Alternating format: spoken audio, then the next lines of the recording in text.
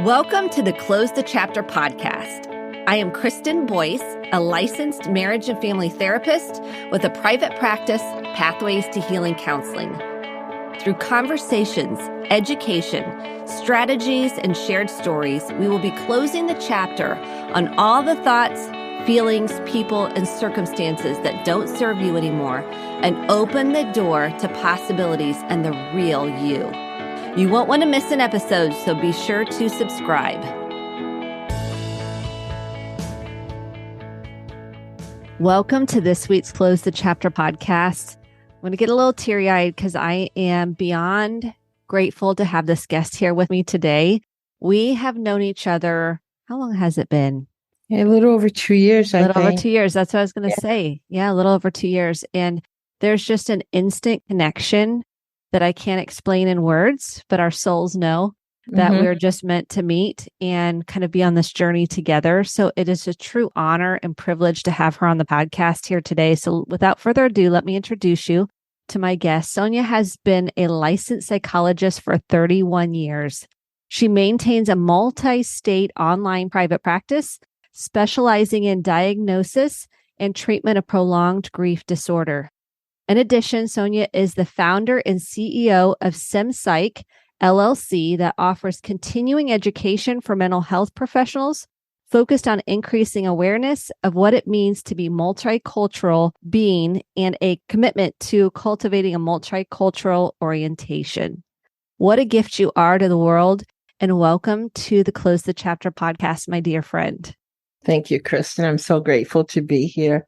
It is with so much just heartfelt love that you're here, because we were in a group together and we were talking about an article that Sonya is working on. And I was like, will you please come on the Close the Chapter podcast and share what you know about the 5 myths of grief? And I cannot wait to jump into the conversation. So tell us kind of a little bit more about you, things that we might not have gotten in the bio, and then how did you start exploring the 5 myths of grief? I'm physically located in the Philadelphia metropolitan area, as it's known currently. Formerly was Lenape Valley land, actually. And so that's where I'm located. What else can I tell you about me? Well, I'll tell you how I got into specializing in grief, particularly prolonged grief disorder. I knew when I was 9 years old that I had to be a psychologist because that's what I was. So I was really clear about that. And in my little 9-year-old mind, I thought that being a psychologist was only being a clinician. I didn't know there was a whole world out there. And so I used to save my allowance and buy books written by Freud, and I don't know what sense I made of them, but they were whatever. And I would, without permission, write letters. This was my form of therapy. I would write letters to family and extended family and friends, letting them know my love for them first, and then my concern for their well-being. I had a couple diagnoses, either too anxious, too sad, or something like that. And I really thought that the prescription, the healing, was recommending a book. So I would recommend one of the books in my library for them. So anyway, folks played along and I got my credentials and really became a psychologist. But when I was 21 and I just started my graduate program, I just take it as a download. I don't know what else to call it, that I was supposed to do this work related to grief. And I thought that it was a mistake, that the universe had checked in with the wrong person. Because I hadn't lived yet. I hadn't leaned into my fear of living, my fear of dying, and any of that. So I just thought it was cross-wired message. But I did sign up. I did take a death, dying, and bereavement course, and I cried the entire semester. After that, I lived a bit and practiced and taught and did a lot of other things. And it was the day that my mother died in April 2015. That she told me that I was now ready to do this work, and that she and my other ancestors or spiritual guides were going to work with me. And so that was, 40 years later. No, I'm sorry, 35 years later or something. And I said, yes, I knew that that was true. I went back into private practice. I'd been teaching, I'm a tenured professor and had been teaching and doing academic writing. And I came back to clinical work really as a way of being obedient to what I'm here to do. That's a long story to how I got to doing this work. What I pictured you as little Sonya. Just I wanted to just take her and hug her because you had this in you. You came in with it. Yes. That's what I got from what you said. Absolutely did. And just the knowing that, yes, this is what I'm supposed to do when your mom passed. And then she was delivering this message, and the ancestors like you are like, yes, I know this is what I'm supposed to do. And you are. Here I am. And I trusted that I was ready where I hadn't before. That's big when you trust that you're ready. Tell us, what are the 5 myths of grief? Let's jump into how you develop these. And there's so many myths. And so this idea of 5 just works well. So I don't want to, I've selected 5 that I think are most important to talk about and most impactful for people to be exposed to a different way of thinking about it. But there's so many myths. 5 just seems to be a number that works for us as humans. I don't know. It's just to limit it, again, to the ones I think that are most impactful in a negative way and that I think are most helpful for people to have a different frame around. That's helpful. So when you came up with these, because I know there's parts of you that are like, there's some misnomers out there. Like there's a lot of people that focus on grief. And when you're talking about grief, what type of grief, before we get into the 5, are you referring to? Can you define it? So I wanted to do that, to be clear, because particularly with the pandemic, which none of us have lived through before, well, save a few post 100-year-old souls who are still with us. With the pandemic, we've experienced so many types of losses, many what are referred to as disenfranchised, those that society don't deem appropriate to grieve. So we've experienced a lot of non-death related losses. So I want to be really clear that what I'm talking about today are grief related, death related, losses. Okay. And death related, meaning not just somebody we know who dies, or not even the multiple deaths that our healthcare professionals have experienced, for example, like working in the pandemic, but death related in the sense of somebody that we have a very close relationship with who dies before us is what I'm talking about today. That helps frame it just to kind of narrow down exactly what we're talking about. It's the loss of, are you saying a person? A person. Yes. Person, not our furry family members, which is also a very significant form of loss. And I do work with people dealing with the loss, grief around a dog or a cat, particularly dogs. But we're talking about humans. Thank you, Kristen. Humans with whom we have a close relationship, emotional relationship with, who die. That helps clarify, just to kind of narrow this. So that's what we're going to be wrapping the 5 myths around today. Yeah, right. So what is the first one that comes through? Is the first in no particular order, I'm guessing? Well, kind of. Oh, they are. But it's okay. Go in the order that it's of importance. Yeah. So the first one is that grief only speaks to emotions, particularly sadness. That's how grief is defined, just the sadness we feel after the death of a loved one. And grief, or the grieving process, is so much more than that. It impacts every aspect of our being. It impacts us, of course, emotionally, but sadness isn't just even the only emotion. It can be frustration, confusion, anger, bitterness, regret. There's just a multitude of feelings that we can have all at the same time, but it's also cognitive. There are ways of thinking, particularly what we call counterfactual thinking.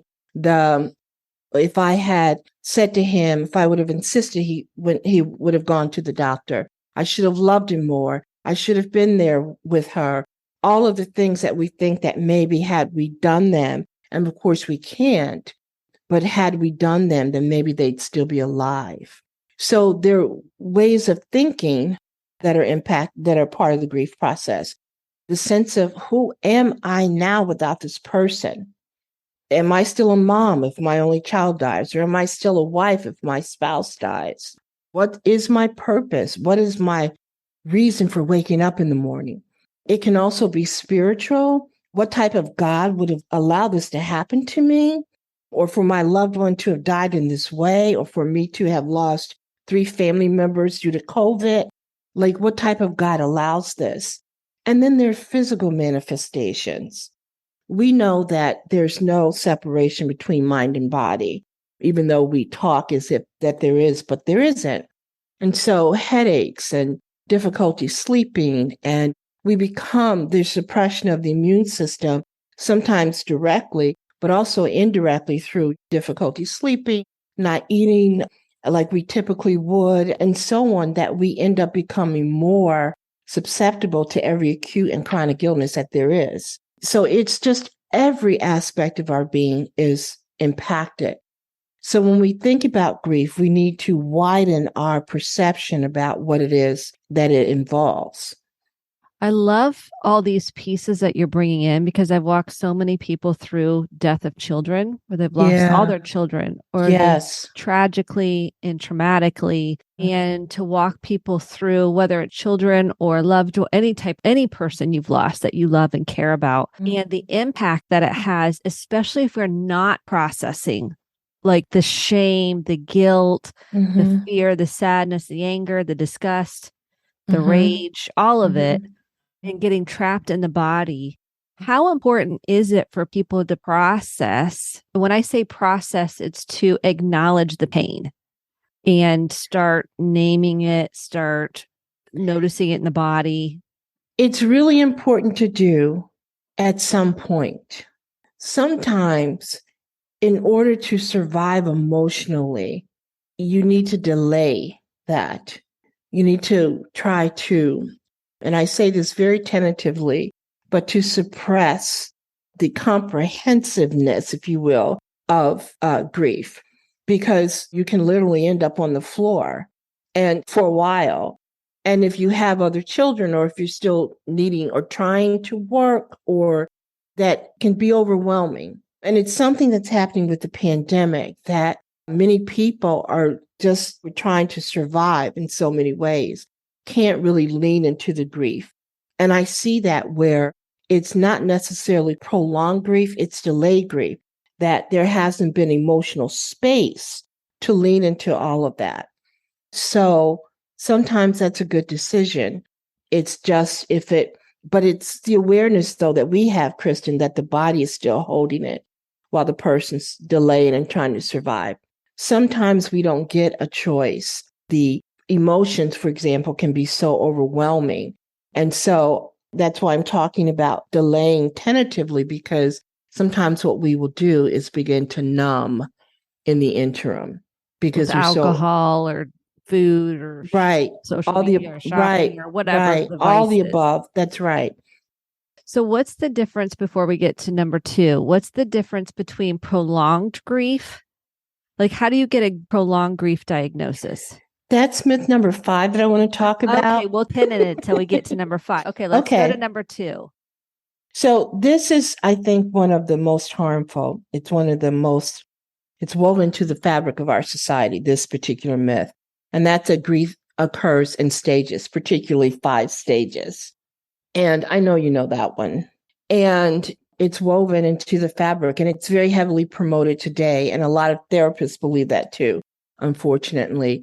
It comes from Elizabeth Kubler-Ross, who was a very influential psychiatrist who offered us so much, just a wealth of knowledge around the needs of the dying, which is where she first proposed after interviewing a small number of people who had been given a terminal diagnosis around their process of coming to terms with impending death. It's where these stages came from, and it was more than 5. But anyway, she offered us so much about palliative care, hospice, near-death experiences. And so because she offered so much, anything connected to her name was also revered. And so when we propose, anybody can create a theory, whether you're a mental health professional or not. But once the theory is put to, quote, the scientific test and clinical practice, and it's repeatedly, then typically we just set it aside and move on to more plausible theories of whatever it is, and in this case, grief. And there are many more plausible theories around grief and how to intervene appropriately when people are grieving. But because of her influence, people's love for her, and the people that she also worked with who are very actively promoting the theory, it's just woven into the fabric of so much. And so people think that there's something wrong with them when they don't go through these stages, that they're not stages.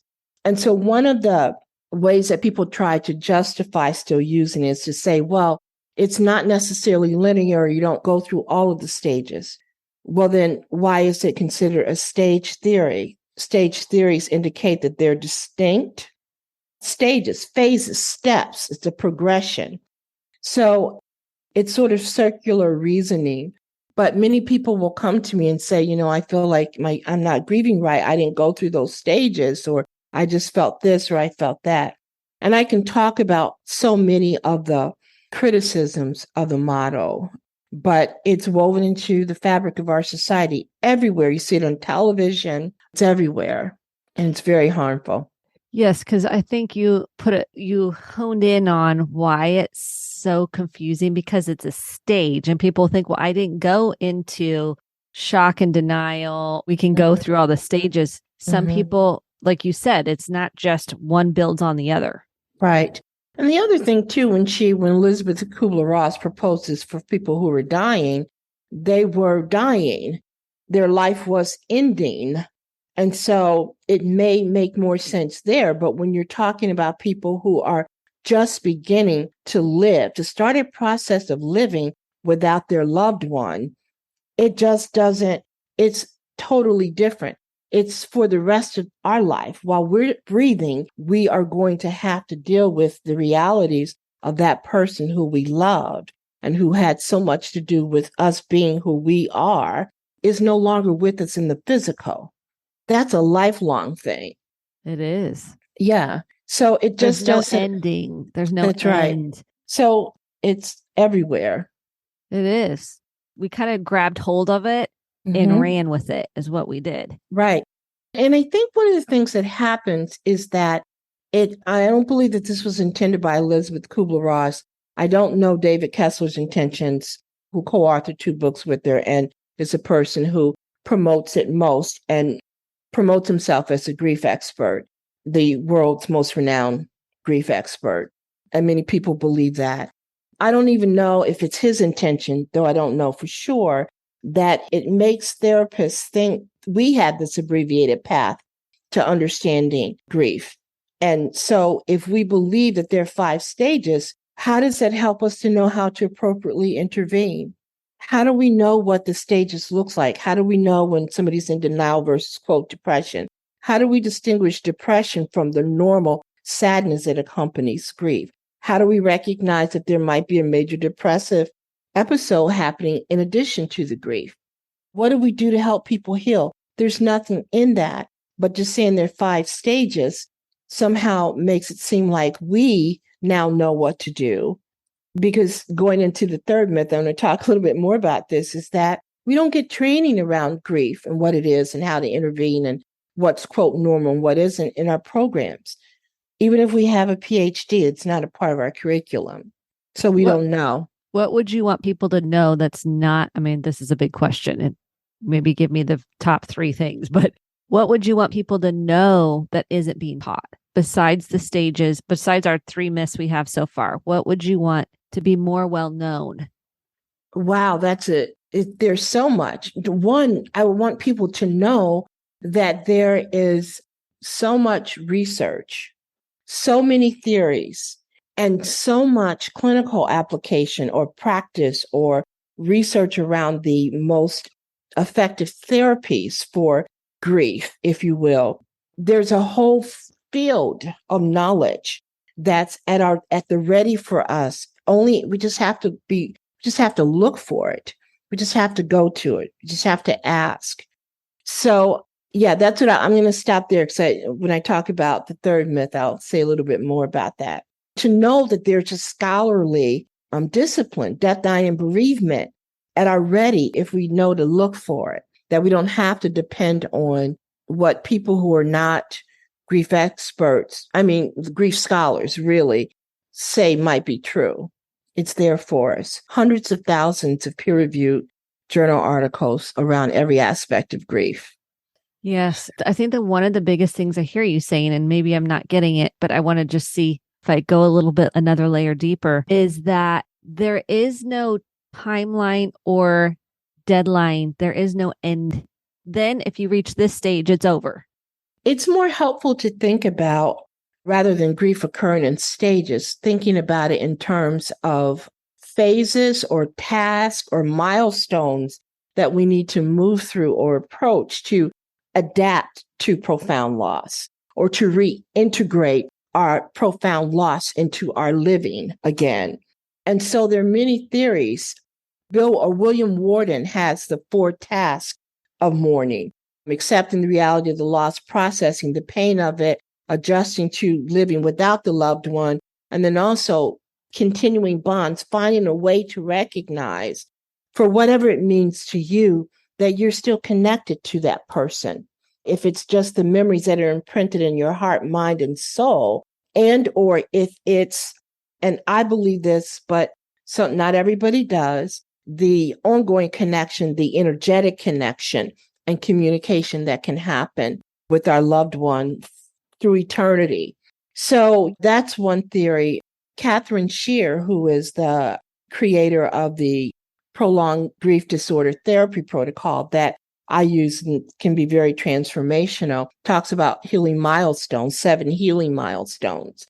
Teresa Randall talks about the 6 R's process of mourning. And so there's significant overlap from all of these theorists in talking about acceptance and reconnecting, recognizing the ongoing connection, and being able to. Robert Niemeyer, who is the world's foremost expert on finding meaning after loss, psychologist who's now in Portland, the Grief and Loss Institute, talks about 3 R's: the retelling the story, the importance of that, restoring the relationship in this new way, and rebuilding one's sense of purpose in living without the loved one.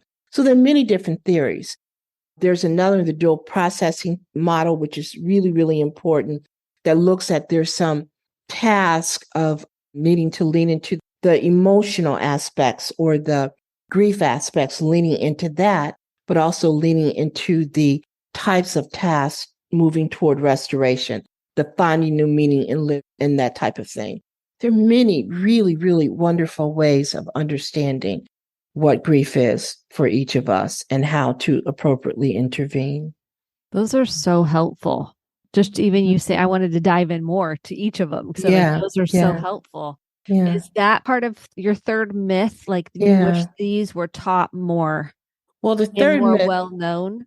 Yeah. More about the third myth. Yeah. It's the idea that our lived experience with grief are sufficient to make us experts, whether or not we're mental health professionals. Okay.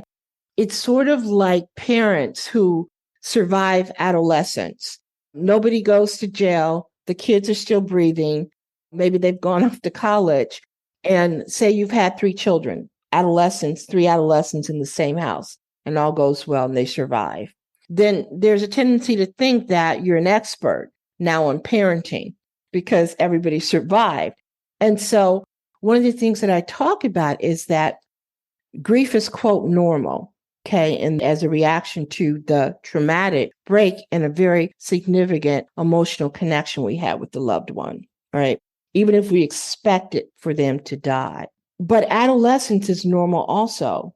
And so adolescents can get really crazy, but still be, quote, normal.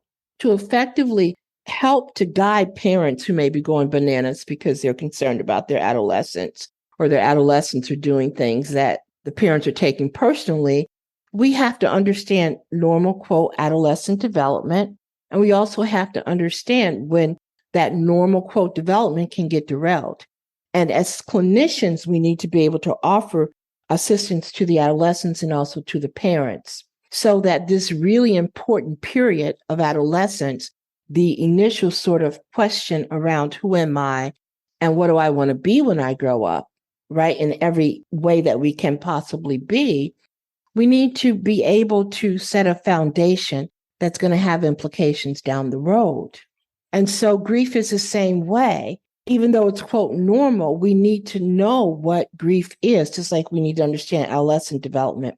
We need to understand movement through grief, the process of grief, to be able to effectively intervene, quote, when it's normal or when it's about to be or possibly can be or it has gotten derailed.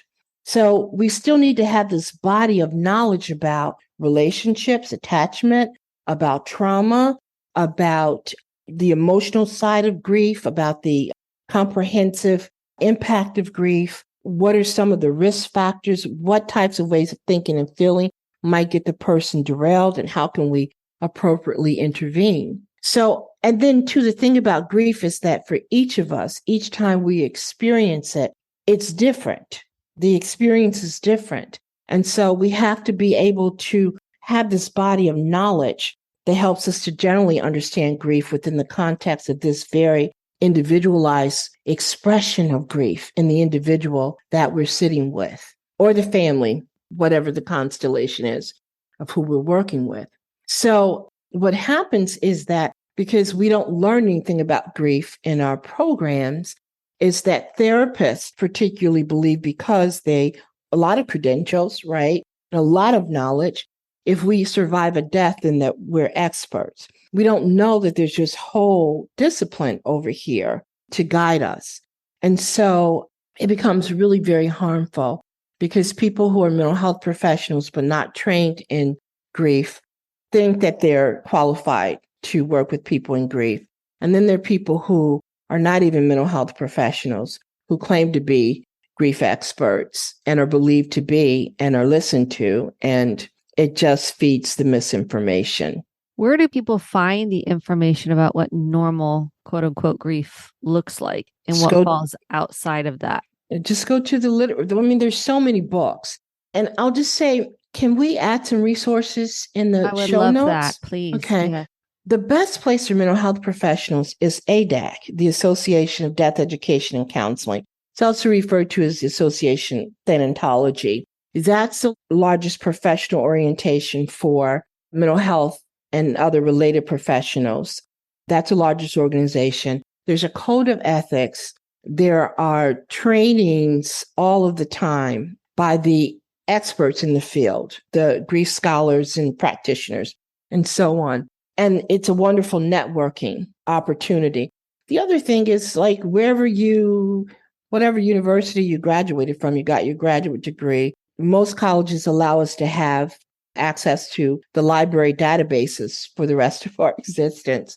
Just look up grief, look up phases of grief or stages of grief or whatever it might be. It's all there. But there are many, many books that are written by the, quote, masters. Anything Robert Niemeyer, he's published over 30 books, co-authored over 500 peer-reviewed journal articles. Just Google or search, let me not say Google, search in a research database the names Robert Niemeyer, William Warden, Catherine Shear, Holly Purgerson. There's so many.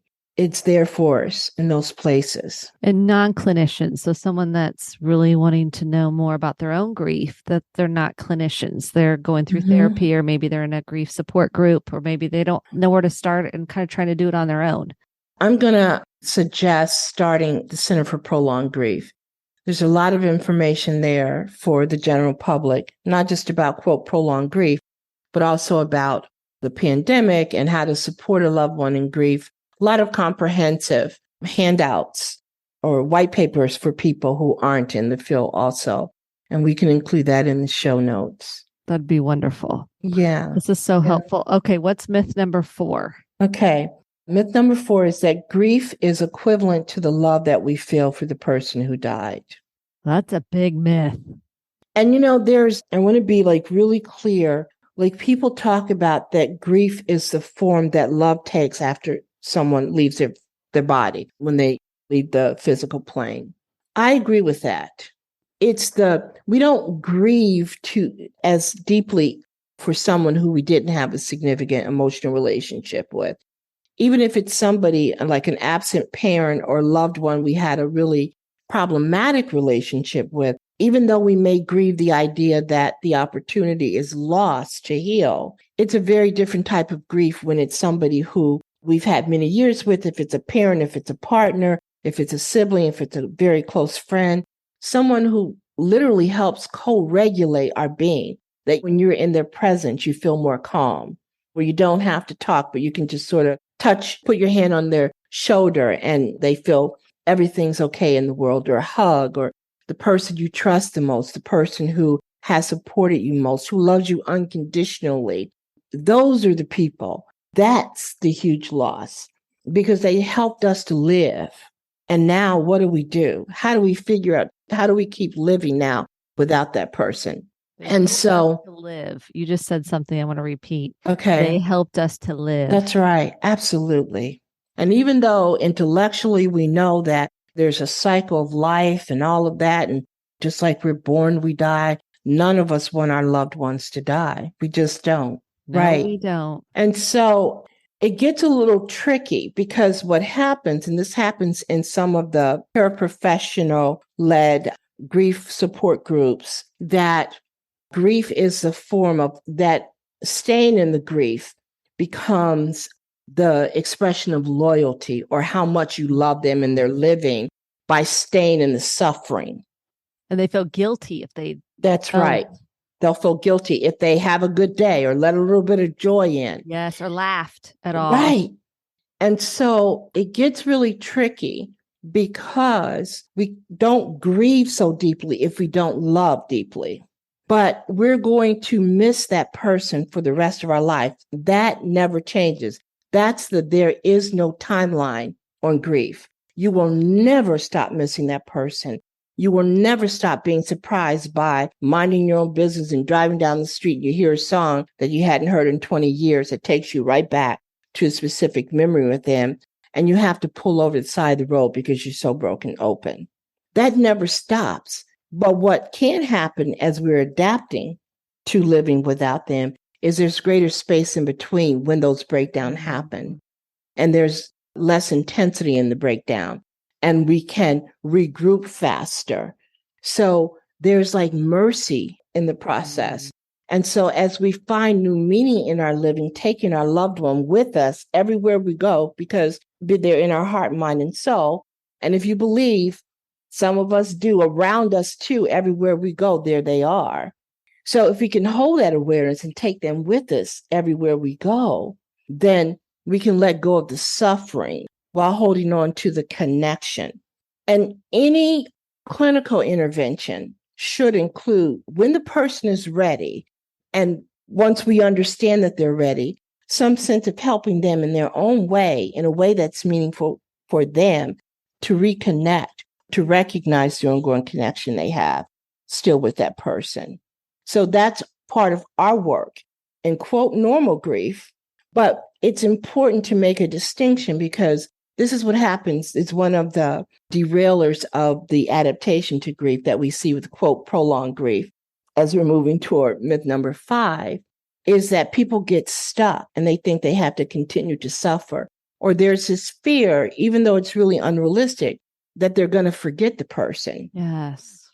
We know it's not possible. But when you're sitting in that grief, that's a fear. Like if you have a couple of good days and you're not really thinking about the loved one in a painful way, it's not front and center, we're afraid we're going to forget them. So it's really important to understand that it makes sense to think of grief as a form of love, a shift in the way we love after a person leaves their physical body, their body temple, but not that grief, it's the same. And there are a lot of support groups and a lot of people who call themselves grief experts who aren't really clear about that distinction. And I think people long for that feeling of the space in between and the less intensity. And then they're afraid of that changing at the same time. Right. And it's our job as the professionals they're sitting with, not everybody who's dealing in grief sits with us. It's not always required either.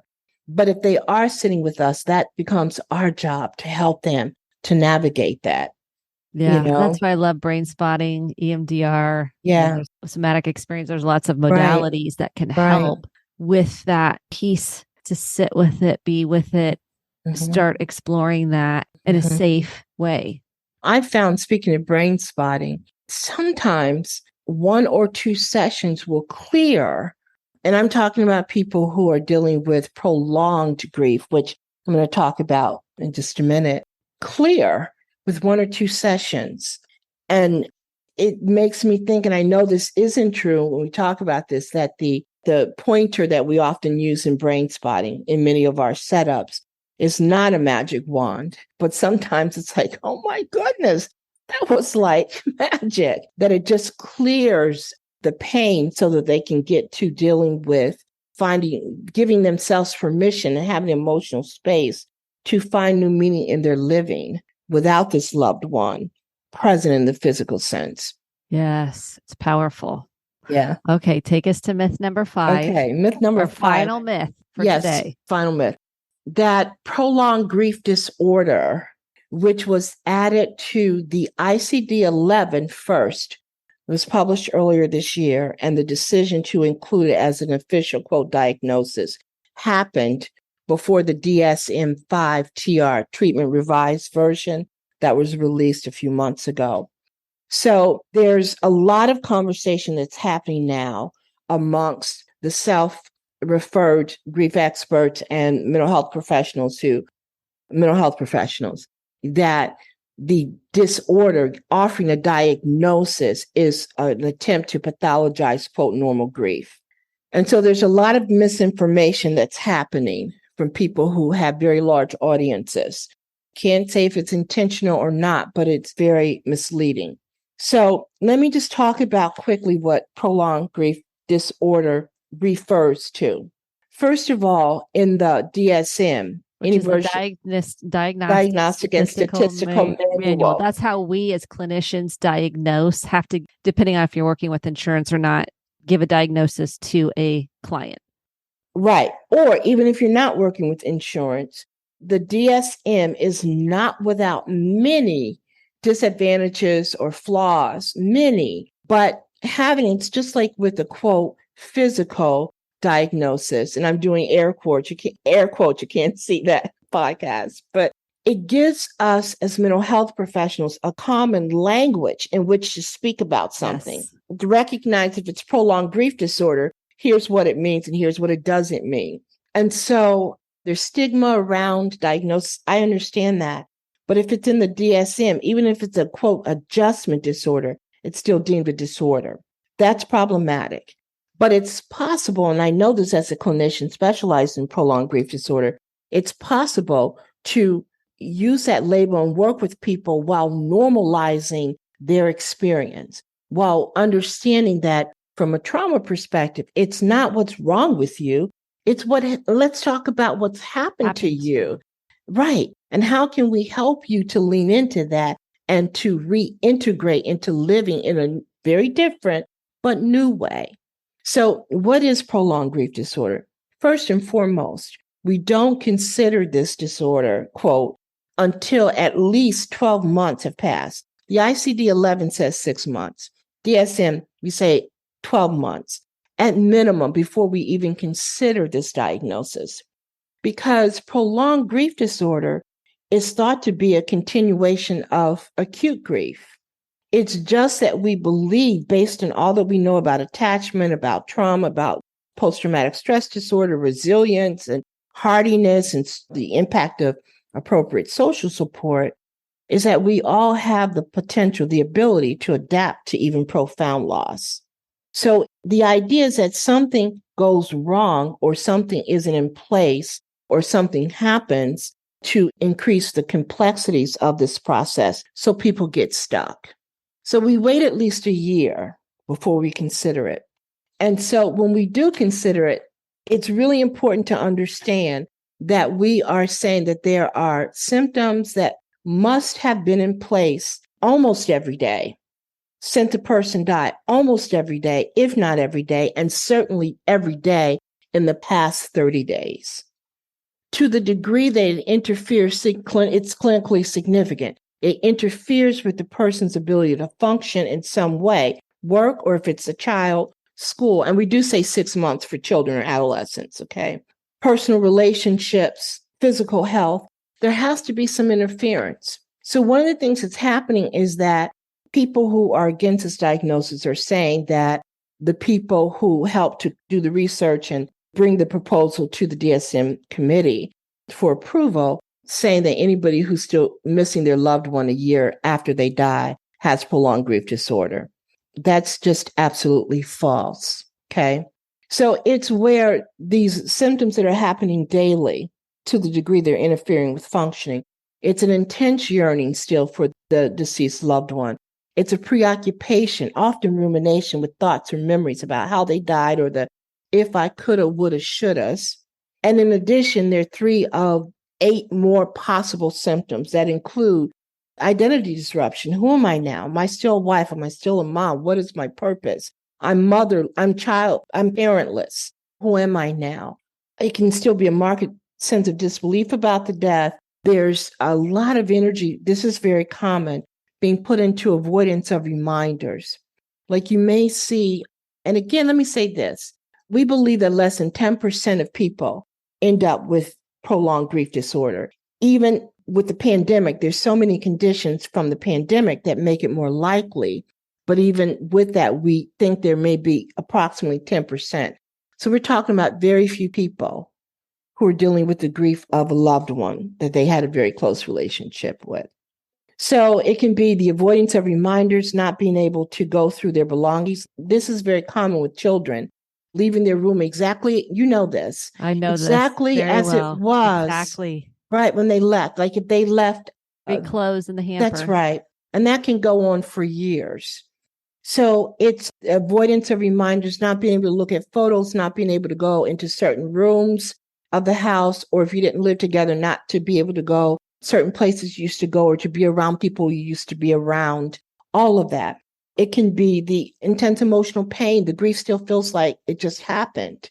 Again, every day it feels, you wake up with the first thought, my child is still dead. My husband is still dead. My best friend is still dead. Waking up another day without them. Difficulty in relationships with other people, not feeling safe or that people understand. And that's really true because our idea of grief like goes out the window after a really short time. We can't why are you still grieving? It's been 3 months.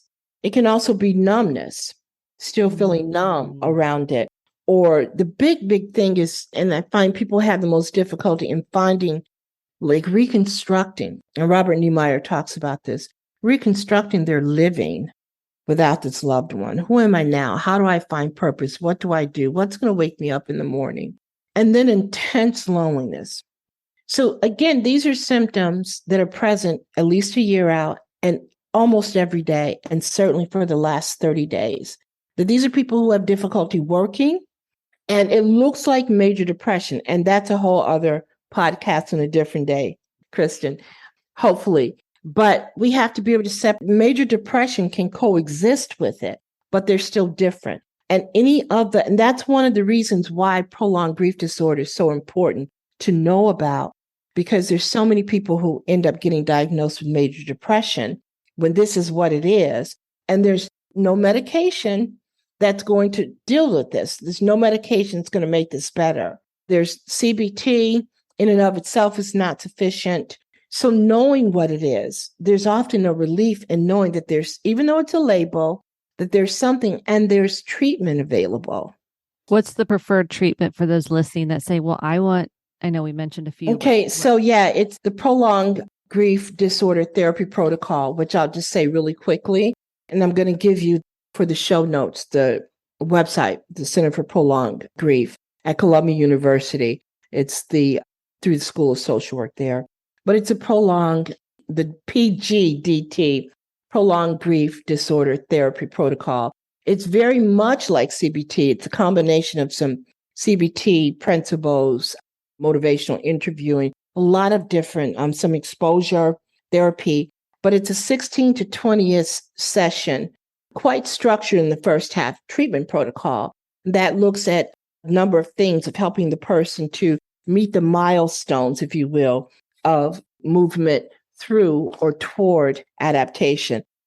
Telling the story again, honoring the loved one, finding a way to deal with reminders, finding peace with however the person died, or peace with never understanding why, being able to reintegrate in relationships, at finding new meaning in your living, and the very specific tasks that are built in that are offered in a sequence to help the person to integrate their loss.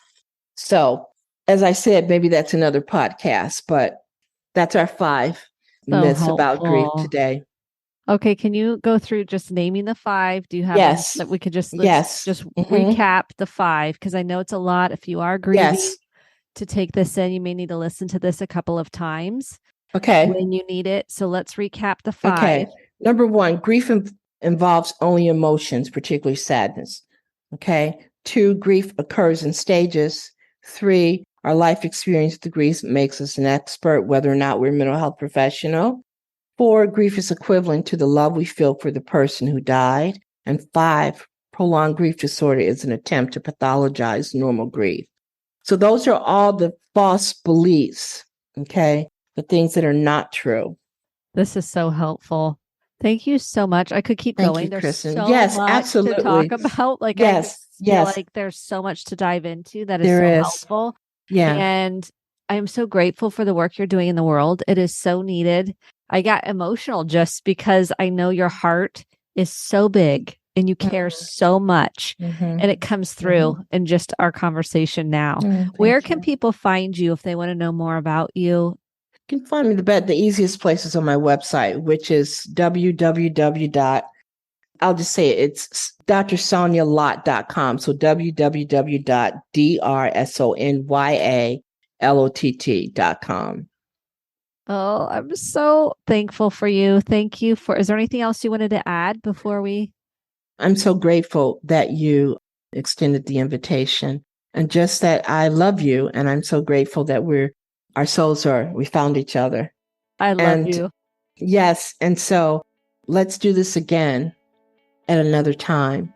Because I have earmarked major depressive disorder and the difference between prolonged grief disorder. And there's a lot to deconstruct there. There is. And there's more myths. I know you just had the 5, but there's more on the list. So maybe we'll do a part 2. I would love that. Later this year. I would love that so much. So thank you so much. Thank you so much. Thank you so much for listening to the Close the Chapter podcast. My hope is that you took home some actionable steps along with motivation, inspiration, and hope for making sustainable change in your life. If you enjoyed this episode, click the subscribe button to be sure to get the updated episodes every week and share with a friend or a family member. For more information about how to get connected, visit Kristen, KRISTEN, Boyce, BOICE.com. Thanks and have a great day.